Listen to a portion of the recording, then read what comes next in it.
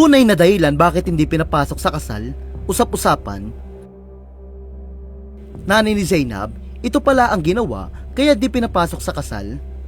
Mainit na pinag-uusapan ngayon sa social media ang umano'y tunay na dahilan kung bakit hindi pinapasok sa kasal ni Zainab Harake ang kanyang ina na si Maria Fe Ocampo. Matatanda naging usap-usapan ang hindi pagdalo ng nanay ni Zainab sa engranding kasal nila ng basketball player na si Bobby Ray Parks Jr. Noong June 1 pa nangyari ang engranding kasal nila Zainab at Ray. Ngunit nito lamang Martes, June 10, pumutok ang balita tungkol sa hindi pagdalo ng nanay niya sa kasal. Matapos itong mapansin ng netizen sa wedding video na in-upload ni Zainab sa kanyang YouTube channel nito lamang June 9. Lalo pang uminit ang issue na mapansin ng netizen ang cryptic post ng ina ni Zainab na hindi may kakaila na matindi ang hugot. Naging palaisipan nga ang dahilan kung bakit wala ang nanay ni Zainab sa kanyang kasal. Hanggang lumutang ang balitang di umano'y hindi pinapasok ang nanay ni Zainab sa kasal.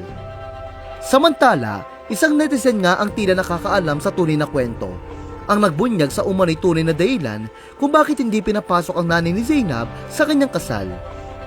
Ayon sa TikToker na si Chrislyn Austria, kaya umano hindi pinapasok ang nanay ni Zainab ay dahil lumabag ito sa wedding rules.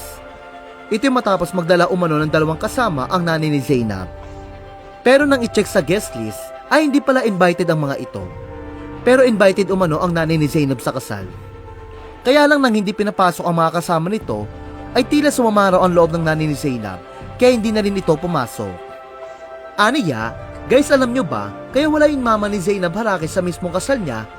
Kasi ang bali-balita nga dyan ay talagang nga hindi pinapasok o hindi siya pumasok. Kasi nang di ba may rules nga ang Zainab Harake sa mismong wedding nila, ang pupunta lang doon ay kailangan ng mga invited. So ang mama niya syempre invited yun, mama niya yun eh. Ito nga ang usap-usapan, o may nakakita na nagsama ang kanyang mama ng dalawang kaibigan.